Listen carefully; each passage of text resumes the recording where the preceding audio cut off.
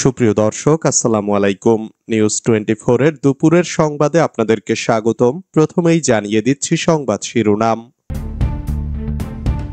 শেখ হাসিনার বক্তব্য প্রদান বন্ধ করতে পারবেন না বলে জানান মোদি, যা বললেন ডক্টর ইউনূস। মানুষ মনে করে অন্তর্বর্তী সরকার ভালো সমাধান, কেউ যেতে বলছে না, আল জাজিরাকে ডক্টর ইউনূস। বিএনপি নেতা ইশরাককে মেয়র ঘোষণা করে ইসির গেজেট প্রকাশ। একটি দলের চাঁদাবাজির কারণে জীবনযাত্রা বিপর্যস্ত হয়ে পড়েছে, মন্তব্য এনসিপির। জুলাই শহীদ রিজভীর ছোট ভাইকে নোয়াখালীতে কুপিয়ে জখম। এতক্ষণ শুনছিলেন সংবাদ শিরোনাম। পুরো খবর পেতে ভিডিওটি শেষ পর্যন্ত দেখুন। সর্বশেষ সংবাদ পেতে চ্যানেলটি সাবস্ক্রাইব করুন। এবার বিস্তারিত। শেখ হাসিনার ভারতে বসে বক্তব্য প্রদান বন্ধ করতে পারবেন না বলে জানিয়েছেন নরেন্দ্র মোদি। ভারতে অবস্থানরত ক্ষমতাচ্যুত সাবেক প্রধানমন্ত্রী ও আওয়ামী লীগ সভাপতি শেখ হাসিনার সামাজিক যোগাযোগ মাধ্যমে বক্তব্য প্রদান বন্ধ রাখতে পারবেন না বলে জানিয়েছেন দেশটির প্রধানমন্ত্রী নরেন্দ্র মোদি। কাতার ভিত্তিক সংবাদ মাধ্যম আল জাজিরার জনপ্রিয় অনুষ্ঠান টক টু আল জাজিরায় এ কথা জানান প্রধান উপদেষ্টা ডক্টর মোহাম্মদ ইউনূস। রোববার আল জাজিরায় প্রধান উপদেষ্টার এই ভিডিও সাক্ষাৎকারটি প্রকাশ করা হয়। সাক্ষাৎকারটি নেন আল জাজিরার সাংবাদিক নিয়েভ বারকার। তিনি শেখ হাসিনাকে নিয়ে প্রধান উপদেষ্টা ডক্টর মোহাম্মদ ইউনূসের কাছে বিভিন্ন প্রশ্ন করেন। শেখ হাসিনা দাবি করেন তিনি এখনো বাংলাদেশের প্রধানমন্ত্রী, তিনি ভারত থেকে এসব বিবৃতি দিচ্ছেন। অন্তর্বর্তী সরকার ভারতে তার অবস্থানকে কিভাবে দেখে?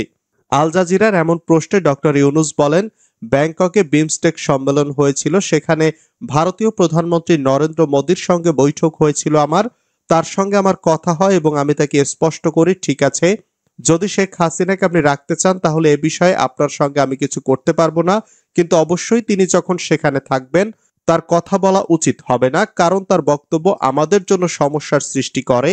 তিনি বক্তব্য দিয়ে বাংলাদেশের মানুষকে উত্তেজিত করেন, আর এজন্য আমাদের ভোগান্তি পোহাতে হয়। আল জাজিরার সাংবাদিক তখন জিজ্ঞেস করেন মোদি কি বলেছিলেন। জবাবে ডক্টর ইউনূস বলেন, তিনি বলেছিলেন ভারত হলো এমন দেশ যেখানে সামাজিক মাধ্যম সবার জন্য উন্মুক্ত, আমি এটি নিয়ন্ত্রণ করতে পারবো না।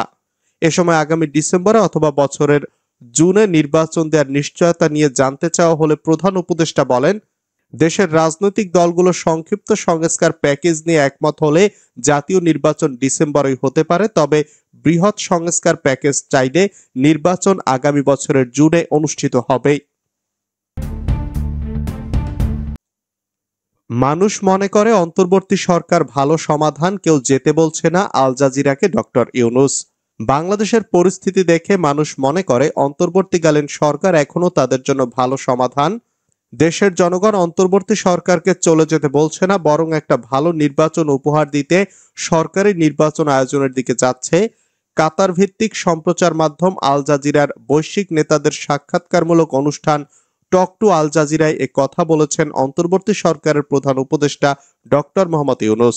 রোববার Mohammad Yunus Real reform or just a new ruling class in Bangladesh শিরোনামের এই সাক্ষাৎকার আল জাজিরার ওয়েবসাইটে প্রকাশ করা হয়েছে, যেখানে অন্তর্বর্তী সরকার নির্বাচন, শেখ হাসিনার বিচার ও আওয়ামী লীগের নির্বাচনে অংশগ্রহণ করা, রোহিঙ্গা প্রত্যাবাসনের অগ্রগতি, ভারতের প্রধানমন্ত্রী নরেন্দ্র মোদির সঙ্গে বৈঠকে হওয়া আলাপ নিয়ে খোলামেলা কথা বলেছেন প্রধান উপদেষ্টা।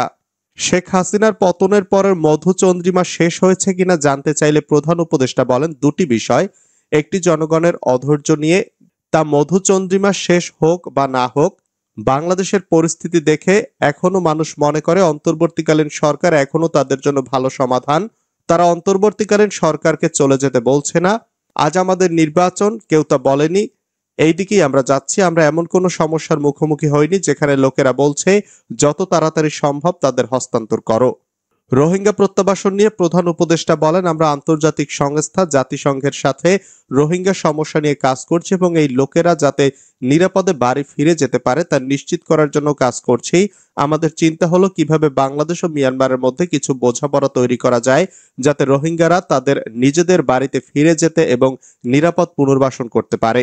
নির্বাচনে আওয়ামী লীগকে অংশগ্রহণের অনুমতি দেওয়া হবে কিনা এমন প্রশ্নের উত্তরে ডক্টর ইউনূস বলেন, এ প্রশ্নের জবাবের একটি অংশ আওয়ামী লীগকে নির্ধারণ করতে হবে। দলটি আগে নিজেই সিদ্ধান্ত নেবে যে তারা নির্বাচনে যোগ দেবে কিনা।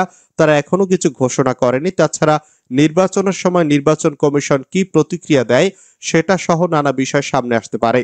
তাহলে আওয়ামী লীগের নির্বাচনে অংশ নেওয়ার বিষয়টি নির্বাচন কমিশনের উপর ছেড়ে দিচ্ছেন কিনা জানতে চাইলে তিনি বলেন, বিষয়টা তা নয়। অন্যান্য রাজনৈতিক দল আছে যারা বলতে পারে যে এই আইনের অধীনে আওয়ামী লীগ নির্বাচনে অংশ নিতে পারবে না। ইশরাককে মেয়র ঘোষণা করে ইসির গেজেট প্রকাশ। বিএনপি নেতা ইশরাক হোসেনকে ঢাকা দক্ষিণ সিটি কর্পোরেশনের মেয়র ঘোষণা করে গেজেট প্রকাশ করেছে নির্বাচন কমিশন।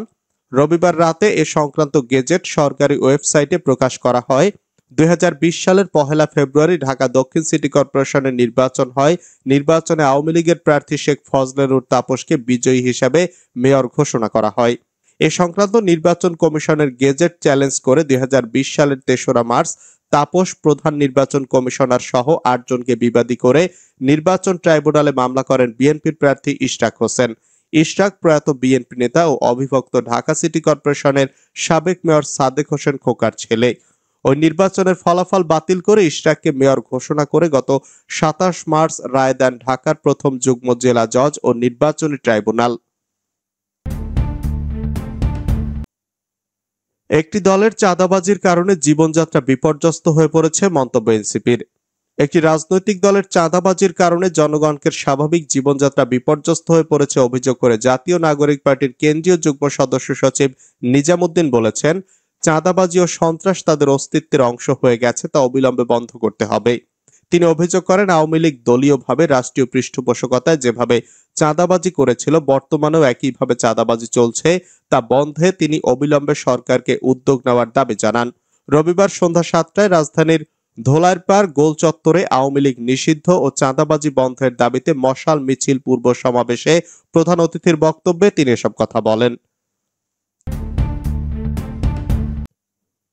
জুলাই শহীদ রিজভীর ছোট ভাইকে নোয়াখালীতে কুপিয়ে জখম। ঢাকায় ছাত্র জনতার আন্দোলনে নিহত মাহমুদুল হাসান রিজভীর ছোট ভাই শাহরিয়ার হাসান রিমন দুর্বৃত্তদের হামলায় গুরুতর আহত হয়েছেন। রোববার বিকেল 4:30টার দিকে জেলা শহর মাইজদির বালিংটন মোড়ে এ ঘটনা ঘটে বলে জানিয়েছেন তার মা ফরিদে ইয়াসমিন। স্থানীয়রা তাকে উদ্ধার করে প্রথমে 250 শয্যার নোয়াখালী জেনারেল হাসপাতালে নিয়ে যান। সেখানে প্রাথমিক চিকিৎসার পর আশঙ্কাজনক অবস্থায় তাকে ঢাকা মেডিকেল কলেজ হাসপাতালে পাঠানো হয়। আওয়ামী লীগ নিষিদ্ধের দাবিতে 2রা মে ঢাকায় এনসিপির সমাবেশ। আওয়ামী লীগের দলগতভাবে বিচার, নিবন্ধন বাতিল এবং রাজনৈতিক কার্যক্রম নিষিদ্ধ করার দাবিতে আগামী 2রা মে ঢাকায় বড় সমাবেশ করার সিদ্ধান্ত নিয়েছে জাতীয় নাগরিক পার্টি এনসিপি। শনিবার রাজধানীর বাংলা মোটরের রূপায়ণ টাওয়ারের অস্থায়ী কার্যালয়ে দলের সাধারণ সভায় এর সিদ্ধান্ত হয়। এনসিপির আহ্বায়ক নাহিদ ইসলামের সভাপতিত্বে এবং সদস্য সচিব আক্তার হোসেনের সঞ্চালনায় সভায় সারা দেশ থেকে এনসিপির কেন্দ্রীয় সদস্যরা অংশগ্রহণ করেন। এনসিপির যুগ্ম সদস্য সচিব সালেউদ্দিন শিফাতের পাঠানো বিজ্ঞপ্তির মাধ্যমে এসব তথ্য জানানো হয়।